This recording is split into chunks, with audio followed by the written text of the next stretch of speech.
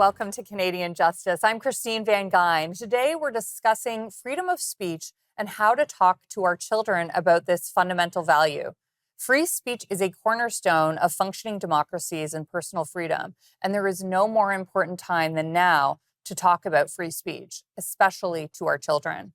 We're seeing new and intensifying pressures on expression across multiple arenas: legal, technological, social, and cultural. We're seeing new censorship laws emerge and calls for censorship from political leaders, not just in Canada, but globally and in other Western democracies like the United Kingdom and United States.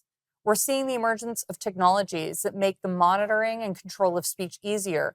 And we're seeing increasing cultural and political polarization, which is increasing calls to silence voices that offend us or that we disagree with. This is not the way. Free speech is necessary for self-discovery and human thriving. It helps us come together. Open and free debate is a counter to polarization. But these values are not automatic. Our children are not born knowing them. We need to work hard to pass these values down to our children. And as the mom of 3 kids and a free speech lawyer, I know how hard these conversations are to have, which is why I've written a new book about free speech for kids called Maple's Garden. The book approaches free speech in a way that's gentle and easy for children to understand. It's the story of a little girl named Maple whose wild, pollinator-friendly garden is threatened by city laws and a meddling mayor. Her garden is how she expresses her beliefs, and she thinks it's beautiful. But a snoopy neighbor and a meddling mayor want her garden to look a certain way, so Maple stands up for herself through protests, visiting City Hall, and finally by discovering Canada's Constitution and going to court to defend her rights, something we all have because we are human beings. Today, I want to talk about this book and how we can talk to our kids about these issues. And to do so, I'm joined by the incredibly talented artist who worked on this book with me, Lisa Ng. Lisa, thanks so much for joining me today. As an artist, I'm really curious how these values resonated with you and why free speech matters to you. Well, as an artist, as you know, I like to paint what I'm feeling. And if I can't express that, it's like, what society are we living in? And we can't reflect our own ideas and be our true selves. So to me, it's super duper important. And it's why I wake up every morning making art, because I like this right that I have and I don't want to lose it. Yeah, and I do feel like this is a right that is under threat. I also think that it can be really difficult to talk to kids about freedom of speech. I think kids all understand it on sort of an intuitive level. You know, everyone knows what it feels like to have their voice silenced, especially when you're a child.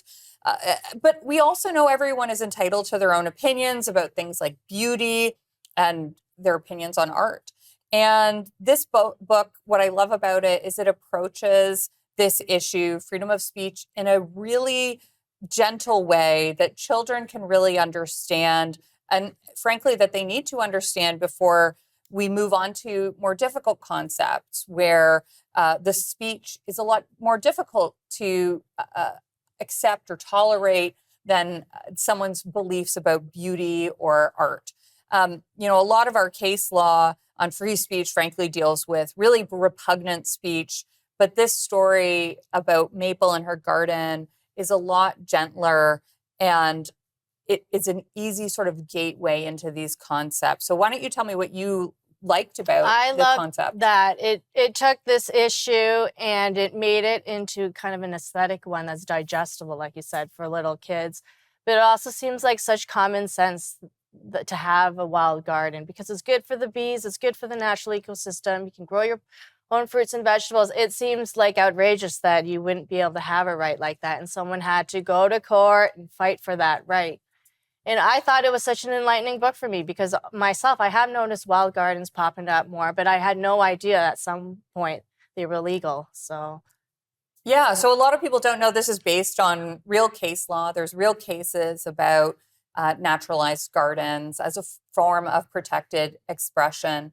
And what I loved about the book is that because it's such a visual concept, gardens, and even in the book, Maple goes and has a protest to save her garden.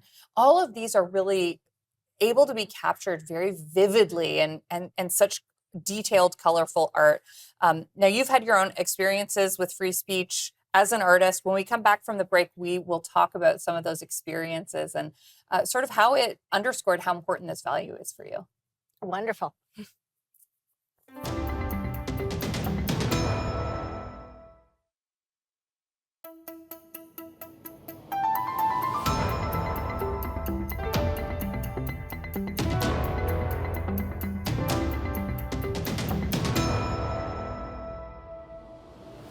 Welcome back to Canadian Justice, where we're talking about free speech and why the value of free speech is something that we need to talk to our children about, because this is a value that doesn't pass itself down to future generations. We need to explain why it's important. This is especially important in an era of polarization, of political and cultural polarization, because it's debate and discourse that actually brings us together. Instead of censorship and violence. And there's really no more important time to talk to our kids and to the next generation about why this matters. So that's why I have worked on a new children's book called Maple's Garden about this issue. And the artist, Lisa, you have had your own experiences with free speech as an artist and feeling like as an artist, your voice was being silenced, that there were themes or ideas that you couldn't explore as an artist, which frankly is really shocking to me, because if you can't explore something as an artist, where can you? So why don't you tell me about those experiences and what they taught you about this value? So there's an incident in the library several years ago. I had two paintings up. They depicted some wood and some stones. It was like a childish drawing of a penis, but it wasn't like super graphic. And another one was a prison, because most of people in Canadian prisons are colored, and I wanted to bring light of that fact. Library didn't like it, so they took it down because of one complaint. But I thought, if we can't have these kinds of discussions at the library, and you asked me for an art show, not like party decorations. So I petitioned to get them back up. I was able to, but not without a fight and not without having to explain, well, what is free speech? What is art? Art isn't just pretty pictures on the wall. Art is there to engage people and talk about these issues. Another time was my Freedom Convoy paintings. I was really fascinated with the movement, whether you agree with it or not. I thought it was a spectacle worth reflecting on and documenting. So I had these Freedom Convoy paintings. There were several people online that didn't like them, said some pretty mean, nasty things about the Freedom Convoy and me. But to be honest, when I talked to the people at the Freedom Convoy, they were really nice and welcoming. So that I was really surprised that there were these group of people who just couldn't stand the paintings. And even if you didn't agree with it, that's fine. But it's about generating that conversation. I don't make art to please everybody. I make art to generate dialogue, and it's something that I can't not do. Yeah, that's so beautifully said. I think that the artist has such an important role in society in provoking discussion and thought about ideas we might not want to turn our minds to. What do you think the role of the artist in our society is? I see it as kind of the social lubricant. It preserves individuality. It lets us express ourselves and find common ground in areas we wouldn't find normally. It depolarizes people because we can start to imagine what it's like to be in someone else's shoes. Well, what do you think about something? What I think about something? And where we agree or disagree, we can evaluate ideas in this space where we are safe to talk about anything. Mm-hmm.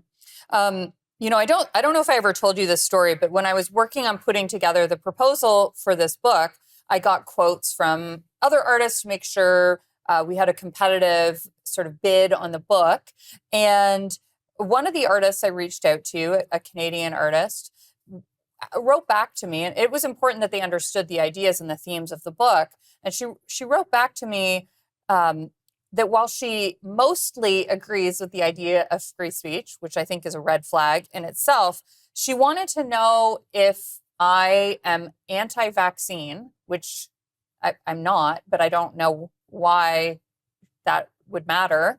And she wanted to know if I oppose the carbon tax, which also is not an issue that the book is about or that I work on. And also, by the way, which at the time when she asked that, I think half the country opposed. So I was just really surprised that in kind of asking for proposals about art, there was some sort of purity test about my own beliefs from someone in the artistic community. What's your reaction to that? It doesn't surprise me in a way, and it's super unfortunate. It's like we almost lost what art's really about. I also think it's not fair to categorize people and make assumptions about people that we don't really know. And for her to really kind of label you as a person, I think is really wrong. Like, nobody likes labels. And yeah, it's hard for people to make separations. Like, you're either this way or that, but you can't be your own individual person. Yeah, and that's sort of agree with some things and disagree with other things. It's what free speech is about, dialogue, and like you can't have it if you won't tolerate someone who disagrees It's with like you. you can't. We've got to go to break now, Lisa, Okay, but we'll sorry. be right back.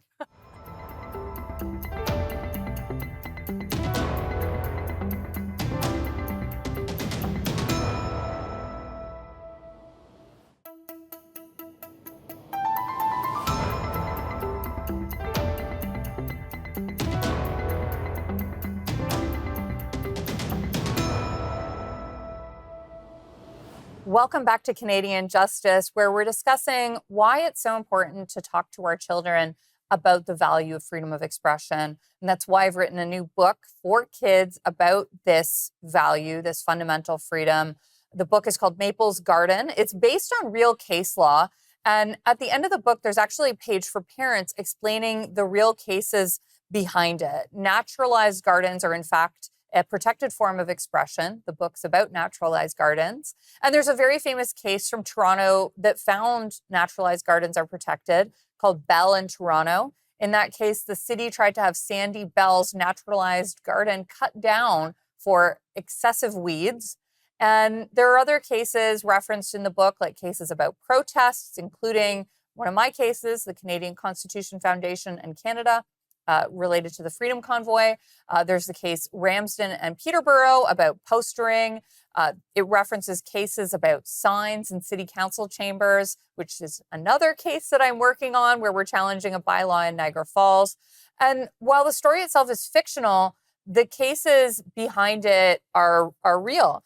And these are all cases about free expression. Lisa, why do you think it's so important to talk to kids about ideas like freedom of speech? Do you think that freedom is something that children inherently understand and care about? Definitely not. It's something has to be taught. It's like teaching your kid critical thinking and having them work through other people's ideas and their own, and rational thought, reasoning. Those are all important skills to have to live comfortably and peacefully. Yeah, I think tolerance of ideas is something that we really need to teach to children. But I do think inherently inside every single one of us, there's a desire to be free from repression or being told what to do. I think every child understands they don't always want to be told what to do. Your own childhood, I know, probably taught you a lot about that. We actually grew up together. We went to middle school together and to high school together. And I know that you had very strict parents, a very strict upbringing. So do you think that kind of childhood makes these ideas about freedom resonate more strongly within you? For me, it does, because art was always my outlet, my only outlet for a long time. And it kept me sane, and it helped me find out who I was rather being dictated, you're going to do this, you're going to do that, and never find happiness and fulfillment. So to be able to express yourself is really you being your true self.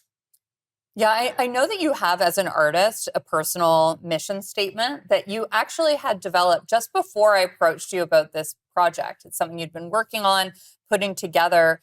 Why don't you tell me about what that mission statement is and kind of how you came to it? So it's to safeguard the realm of freedom of thought and expression, to fascinate and excel by painting. And to me, I make art every day. I really don't go out of my way to provoke anyone's in particular. It's just me being myself.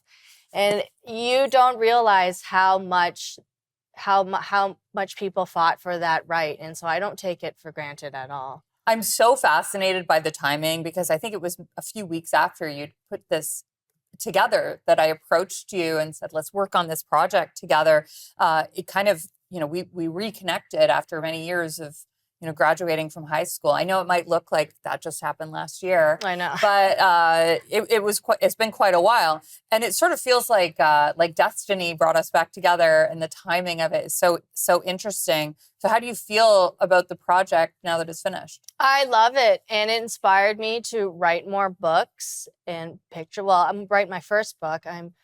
I got me into picture book making.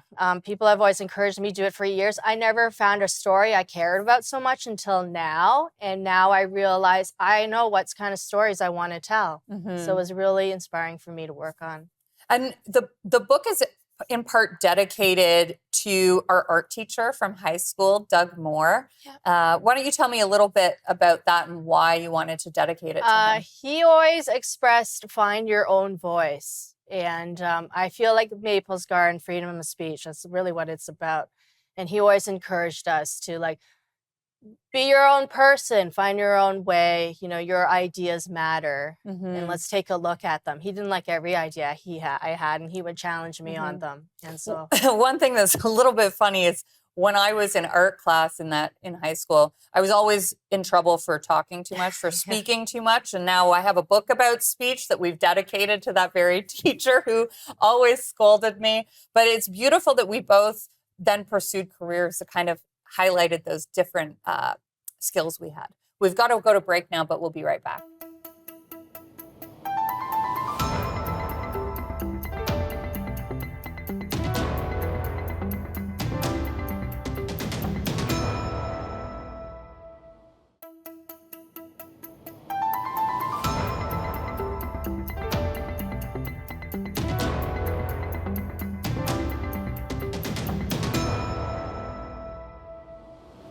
Welcome back to Canadian Justice, where we're discussing why it's so important to talk to our children about the value of freedom of expression. It's not something that they will understand on their own without this value being taught to them. So in order to further that kind of education, I've created a new children's book called Maples Garden, which was illustrated by the amazingly talented artist, Lisa Ng. Lisa, now that you're done the project Maples Garden, I'm so excited that this kind of sparked something inside you to start getting into more children's art books, more children's literature.